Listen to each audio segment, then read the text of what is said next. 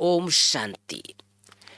भाई बहनों, हम सबकी प्यारी दीदी, परम आदरणीय राजयोगिनी प्रातः स्मरणी कमलेश दीदी जी पिछले दिनों अपना पुराना भौतिक देह का त्याग कर बाप दादा की गोद में समा गई।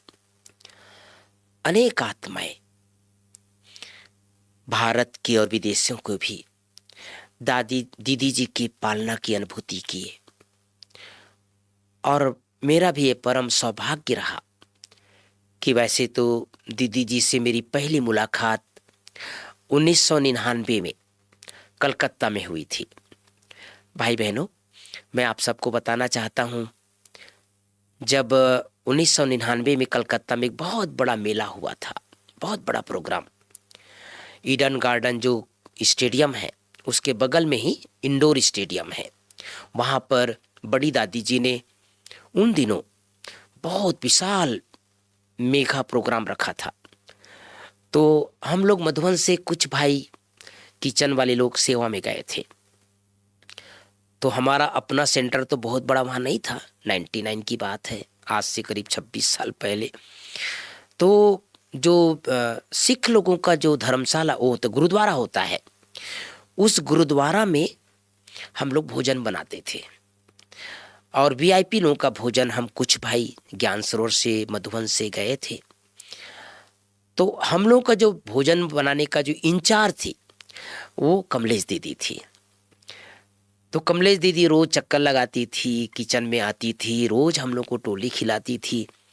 और दीदी बहुत प्यार करती थी, एक एक को नाम सहित याद करती थी, सारा समाचार पूछती थी।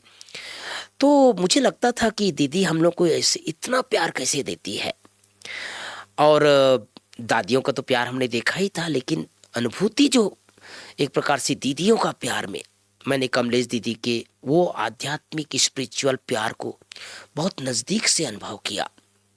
और उसके बाद तो मेला पूरा हो गया। मेला पूरा होने के बाद फिर दीदी ने कहा कि जो है किचन वाले लोग, जो हम लोग यहाँ से जो गए थे, तो कहा कि सबको मैं कटक लेकर के जाना चाहती हूँ। तो उन दिनों मुन्नी दीदी वहाँ आई हुई थी। तो मुन्नी दीदी ने कहा कि ऐसा है, मधुबन से और भी बहुत सारे भाई आए हैं, तो सबको पहले मधुबन उस सबको जानने दीजिए, उसके बाद किचन वालों का प्रोग्राम जो है आप बना लीजिए। तो वैसे ही हुआ। और मैं आप सबको बताना चाहता हूँ कि दीदी कितना प्यार करती थी मधुबन वालों को। दीदी अपनी गाड़ी लेकर के गई थी कटक से, मुझे याद है। और दीदी ने अपना गाड़ी हम लोग के लिए छोड़ दिया, और दीदी ने कहा मैं ट्रेन में जा रही हूँ, आप लोग मेरी गाड़ी में लेकर के आना। तो उस ड्राइवर भी छोड़ दिया, गाड़ी भी छोड़ दिया, और उस गाड़ी में हम लोग जो है कटक तक गए। फिर कटक जाने के बाद उन दिनों जंजीर मंगला, जहाँ पुराना सेंटर है दीदी का, भी तो खैर और नया सेंटर काफ़ी बन गए, बड़े बड़े बन गए।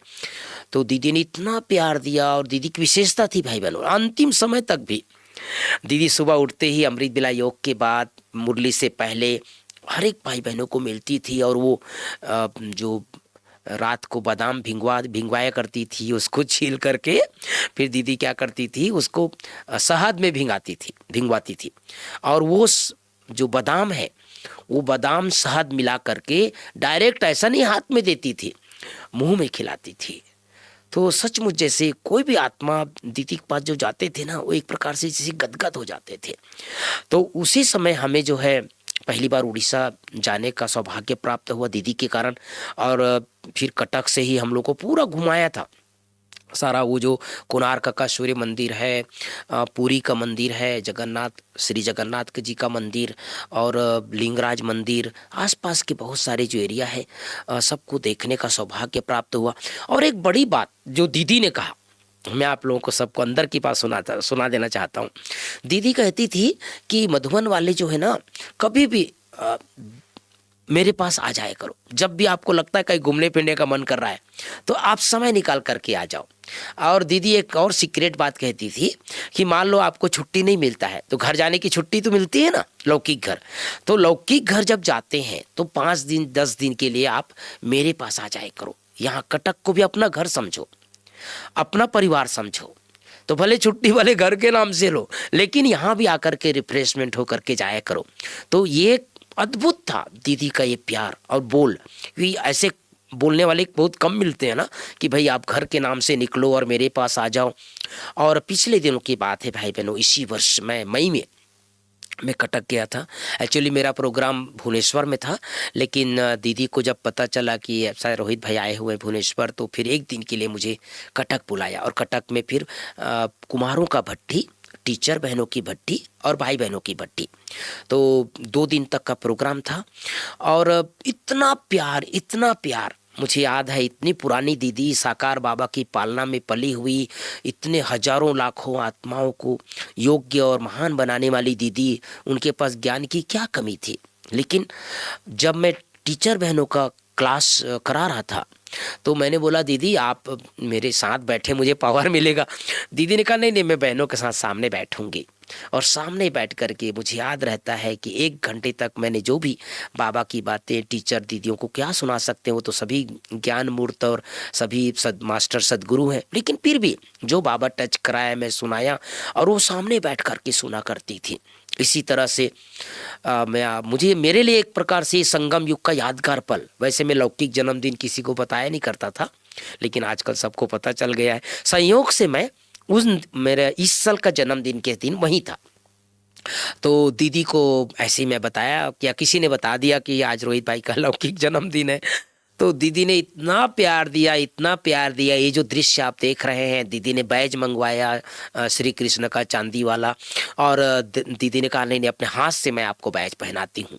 तो रात को करीब 10 साढ़े 10 बजे मुझे याद है, दीदी ने अपने कमरे में बुलाया और दीदी ने वो बैज मेरे जो है कुर्ते में लगाई, और इतना दोनों हाथ अपना मेरे सिर पर रखी, और इतना प्यार दिया, इतना प्यार दिया। तो सचमुच भाई बहनों, मेरा बताने का भावार्थ यही है कि बाबा के ऐसे अनमोल रत्न, भले अपना भौतिक देह का त्याग करके वतन में बाप दादा के पास चले जाते हैं, लेकिन कुछ अविस्मरणीय यादें, वो शिक्षा, वो प्यार, वो पालना हमारे लिए बहुत अनुकरणीय बन जाता है, हम भूल नहीं पाते।